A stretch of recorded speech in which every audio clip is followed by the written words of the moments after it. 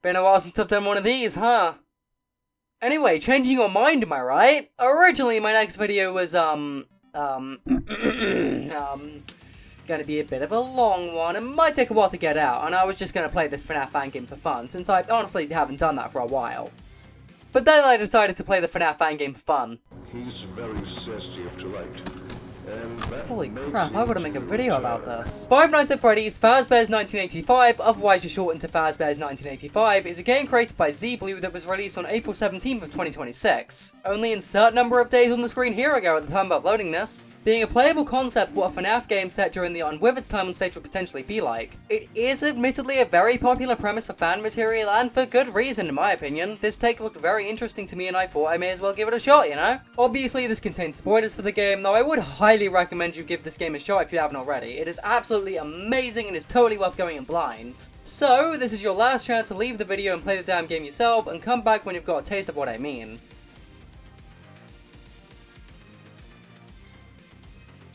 You're still here? Well, wait, how did you even get in here?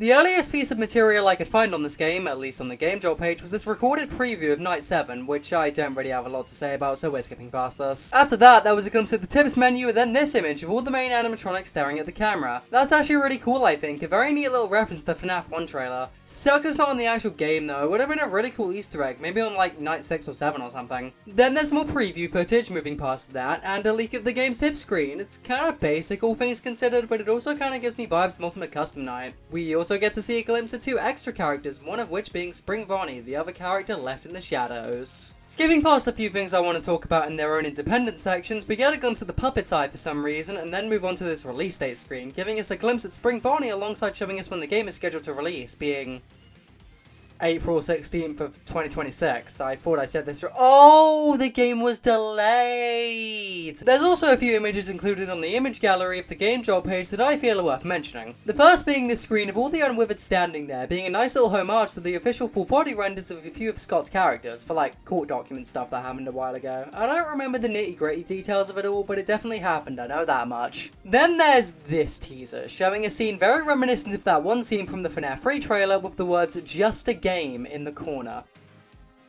Well, duh. There's also a Foxy Go Go Go reference, which is very fun, and also this and this, which I don't really have anything to say about. I also think the trailer is worth mentioning, though it is admittedly a bit, how do I say this, generic? It just feels kinda lame and doesn't really hook me in, if you know what I mean. There's also some other stuff that technically fit into this section, such as this thank you poster and some other junk, but that'll be considered post-release content, so... Upon opening the game, we're greeted with a very FNAF 2-esque title screen, quite fitting if you ask me, with a few elements of FNAF 1 mixed in there too. Also very fitting. I am a massive fan of this menu design. It generally feels very Scott-esque and gives an incredible first impression for the type of game you're about to get into. Sure, you can tell it's not exact to Scott's rendering style, it is a bit rough around the edges, but it gets really damn close and I'm a big fan of it. There's also the tip screen, which was teased earlier in the pre-release content section of the video, but it still does give off that Scott-esque vibe and it's very nice to say. Loading into Night 1 though?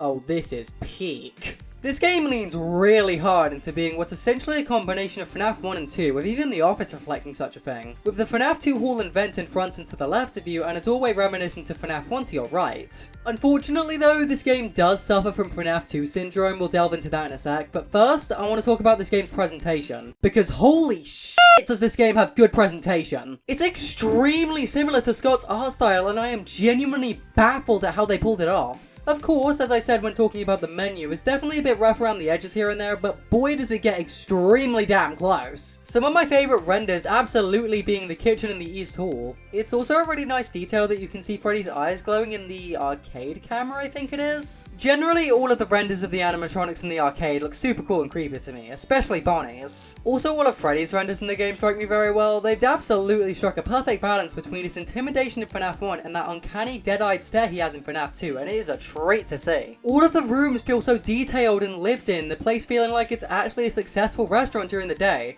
once again striking a balance between the FNAF 2 aesthetic and FNAF 1. Yeah, you're gonna be hearing that comparison a lot. I think the cameras that could have done with the most work though are probably the arcade and the West Vent when Chica's in it. alongside parts and service. I'm not exactly able to pinpoint why they don't feel as Scott-esque as the other cameras, they just feel off to me. Despite all of that though, as I said earlier, this game does suffer from FNAF 2 syndrome. AKA the map makes no damn sense. Don't get me wrong, I can absolutely see what the dev team was going for, a modified version of the FNAF 1 map I think. The locations of a few different areas on the map lining up surprisingly well with the map presented in the first game of the official series. However, that does not mean there aren't a few things that confuse me. What's the point of this corridor in the middle of the office? Or hell, even the Camo 7 hallway? The placement of the bathroom hallway also pisses me off to no end because of the fact the fucking safe room is supposed to be where the camera is! I feel like if they just shifted a few things around, for example, the arcade in Pirates Cove, or sorry, Kids Cove, to be directly connected to the dining area, which for some reason is lacking a camera of its own, I think that'd help a lot. Here's an example of what I think the ideal map for this game should have been, mostly just shifting the location of a few things around to make more sense for what they were trying to pull off. Flipping the restroom corridor upside down alongside making both Pirates Cove and the arcade combined parts of the dining area, even adding a little groove where a lot of the machines would be present. I did still want to preserve the vision of the main gameplay loop though, for obvious reasons, so all I did for the bottom half of the map is just shift it slightly to the left and shrink down the office. Yeah. Moving on from the visual elements of the game and onto sound design, this is actually one of the more consistent parts in terms of quality. That non-diegetic droning that plays when one of the animatronics is getting just a little bit too close for comfort, and not to mention the genius use of Scraptrap's audio cue from Ultimate Custom Night as the sound used when Bonnie or Freddy leave your office. It all helps amazingly with creating this overwhelming sense of tension and dread. The only massively glaring issue I have with the sound design in this game is the fact that sometimes the phone guy can be a little too quiet to be able to be understood over the in-game ambience, but that's not really that big of an issue, I think. Speaking of Freddy and Bonnie though, right before the phone guy bit, I'm not the biggest fan of how the audio used when one of the two are in your office is reused from FNAF 2, but I understand that's probably just a me thing, as I'm not the biggest fan of FNAF 2. Also, the head switching when they're actually standing across from you doesn't really do much for me in terms of horror. It's just a little overboard, methinks. That kind of thing only really works if it's done subtly and sparingly, such as Bonnie and Chica's head twitching on the later nights of FNAF 1 when they're in the hall corners. Generally though, I'd argue this game presents itself extremely well for what it's worth, sticking almost uncannily close to Scott's original style while still being able to stand on its own and being reasonably scary. Though moving on from the presentation and atmosphere, I think it's about time we talk about the gameplay itself, starting off with nights 1 to 3, which function essentially the same as FNAF 1, introducing Bonnie and Chica on night 1, and then Foxy on night 2, and finally Freddy on night 3. Starting off with Bonnie, he's a fairly simple threat to deal with. When he makes it into your office, you just gotta press this reset button on the camera system to send it back to the stage. Extremely basic, to the point where I don't really have much else to say about him.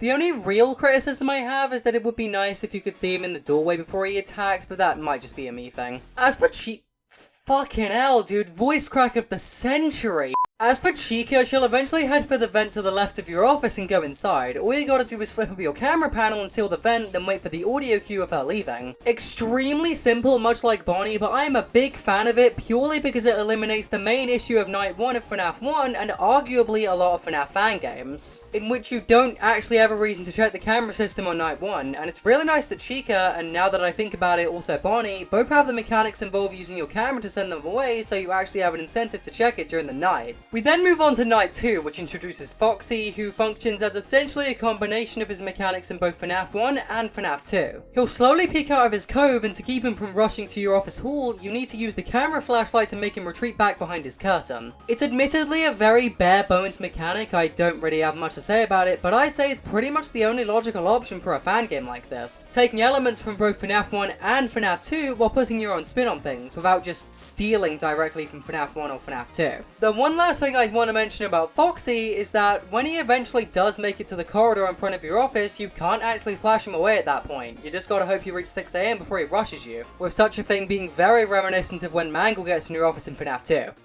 Very nice. And finally, ending off the main 4 animatronics, we have Freddy. He actually deviates pretty far from his mechanics in the first 2 FNAF games. He'll slowly make his way to your office and eventually loom over your desk, much like Bonnie does. However, instead of hitting the reset button on the cameras, you need to hold down shift on your keyboard to turn off the lights in your office so that he'll leave. It's definitely a good mechanic in concept, however the thing that kind of breaks it for me is that you can't access your camera system when the lights are turned off, and you actually need to hold down the light button so Freddy will go back to where he came. I understand understand that it's likely intentional for the sake of balancing and also for the horror aspect, because you have no idea what the other animatronics are doing while the lights are off, making the moment when Freddy's in the office all more scary. But it still kind of annoys me. I wouldn't change it. It definitely works very well the way it is. It's just a small pet peeve of mine. Moving on from that though, Night 4 introduces Spring Bonnie, or sorry, Happy Bunny.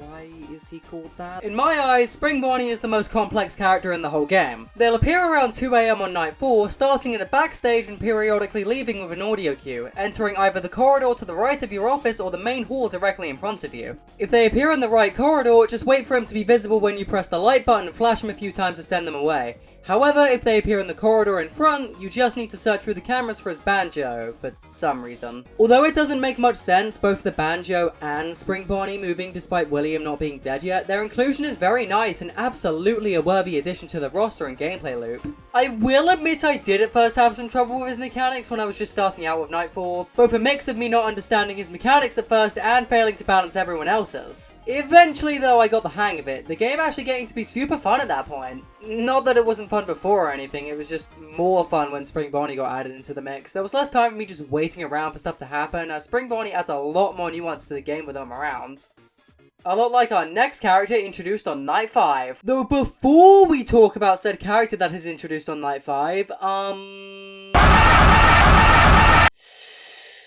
Jesus fucking Christ, Night 5 is a doozy! This shit took me almost 10 attempts to nail down because, oh my god, these robots go absolutely insane on this night. For like my first 5 attempts or so, I couldn't even get past like 2 AM. I mean, I understand that Night 5 is supposed to be one of the hardest nights, second to the likes of Night 6 and maximum difficulty settings, but just look at this.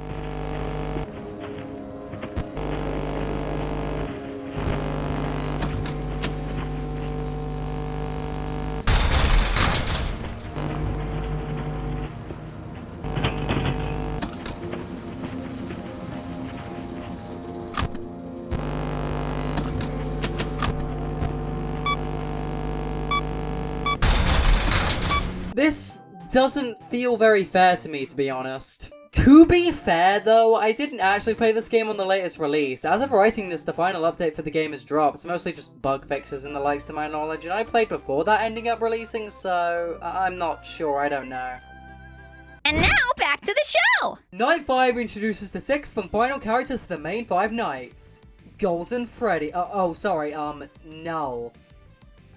Okay then. It's certainly a neat detail of him being called that, since Yellow Bear is never really supposed to feel like an intentional part of the game, at least in FNAF 1 anyway. So it's kinda neat that we got a cool callback to that on a screen in the tips menu. Moving on to his mechanics, Yellow Bear functions very similarly to Spring Bonnie in that he actually has 2 mechanics. If he's in the main hall in front of you, you simply gotta flash him like you do with Foxy in FNAF 2 to make him go away. But if he chooses to appear in the hall to your right instead, then you do not shine the hall light on him until he goes away. If you think about it, he actually kinda acts like a foil to Spring Bonnie mechanic-wise, which does kind of make sense since Fazbear and Spring Bonnie are supposed to be a pair. I also really like how you can see Yellow Bear's eyes in the doorway to your right whenever he's there, so you don't accidentally get caught out by accidentally flashing him too much whenever he does appear at the door. I'm also a really big fan of how you can hear that FNAF 1 stinger sound whenever he's in said corridor. To me, that's a really nice little thing to make sure you don't accidentally flash him too much. Although he is really easy to deal with as a result of these little extras, I never died to him even once on playing Night 5, despite its immense difficulty. The only major complaint I have for Yellow Bear though is his design. Although it does kind of make sense due to this bitch existing, he doesn't really pair up with Spring Bonnie very well when you put the two next to each other, which is partly why I don't really like UCN's Fazbear design. I've always been under the belief that Yellow Bear, as we see him in FNAF 1 and 2, is a paranormal projection and not like the physical suit, if you get what I mean. I think if it was supposed to be the physical suit, they should have used a Fazbear model instead of Golden Freddy, but maybe I'm just projecting my own take of the FNAF lore into this game's established story. It's really just a minor nitpick, if anything. Once we actually do beat Night 5, we get our hands on a little paycheck revealing our character's name and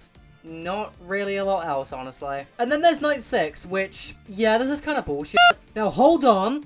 As I said before, I wasn't playing on the most recent update when recording footage for this video, but like, I'm just getting f***ing jumped half the time. What do you expect me to do? What do you expect me to do? It genuinely felt like less of a final test of everything you've learned and more like, hope you don't get hit with multiple animatronics at the same time where you basically have to choose who you die to. For my first few runs, it just wasn't really that fun, sorry to say. Luckily, that mindset of mine seemed to kind of fade away by around my 4th or 5th attempt, if I had to guess, as I began to get the hang of things a bit more, but it still was just... Though finally, on about my 10th attempt at night 6, I finally beat it, giving us another paycheck for overtime, very reminiscent of both FNAF 1 and FNAF 2, and after that, we get a cutscene from the perspective of the camera we legitimately never see in the entire game. In this cutscene, we get to see Spring Bonnie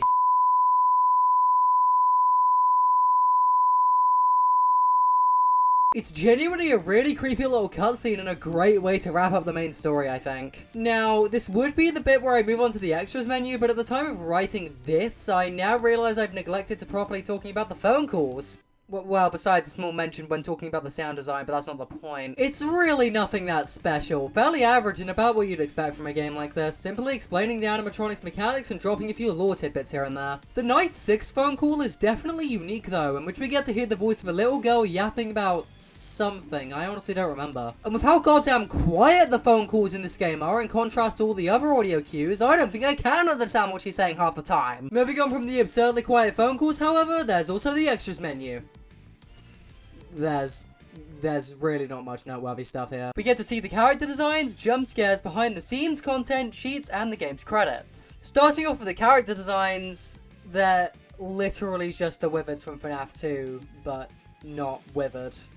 I don't really have a lot to say about them, to be honest. The only real nitpick I have is that Yellow Bear's eyes are pushed forward a little bit too much in his extras menu render, which does make him look a little weird. But besides that, it's all pretty neat. I actually really like the Bonnie model they used for the game though. Probably one of the best unwithered Bonnie models I've ever seen. The jump scares on the other hand, I do have some stuff to say about. I think this game pulls off the jump scares really well for the most part. They all feel very sudden and aggressive. The audio they chose for them also helping with this. I will admit though, the fact that almost all of the animatronics end up biting you by the end of their jump scare does feel a little bit repetitive, with the only outlier being Spring Bonnie. Which to an extent kind of makes sense, despite their jump scare being one of the weaker ones in the set in my opinion. As for cheats and behind the scenes content, it's certainly cool, but once again, I don't have much to say about it. And finally, we have the custom night, an essential staple of every FNAF game, with the only logical option being to go for the hardest possible difficulty, in this case being 620 mode.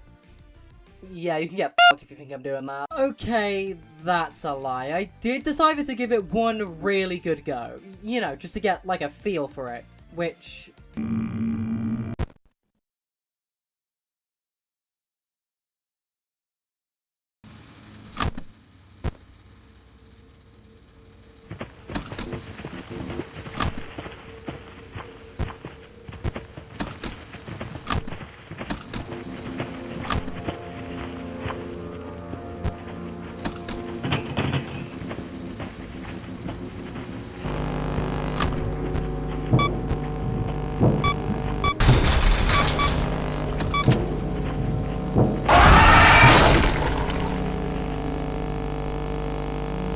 Yeah, no. Hey, so, editing frisk here. When going through the game job page to do research for this video, I somehow missed this recording of the cutscene you get when beating 620 mode.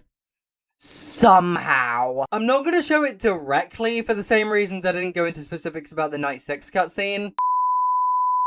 But what I will say is that I at least now understand why we got to see the puppet's eye in one of the teasers. That's pretty neat.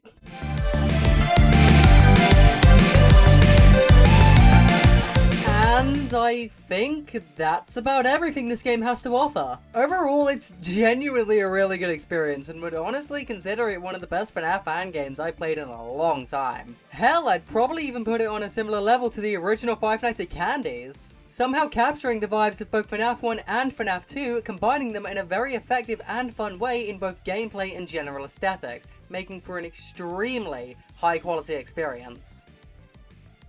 Oh yeah, I forgot to mention, this guy can appear in your office sometimes. I genuinely have no clue what his deal is.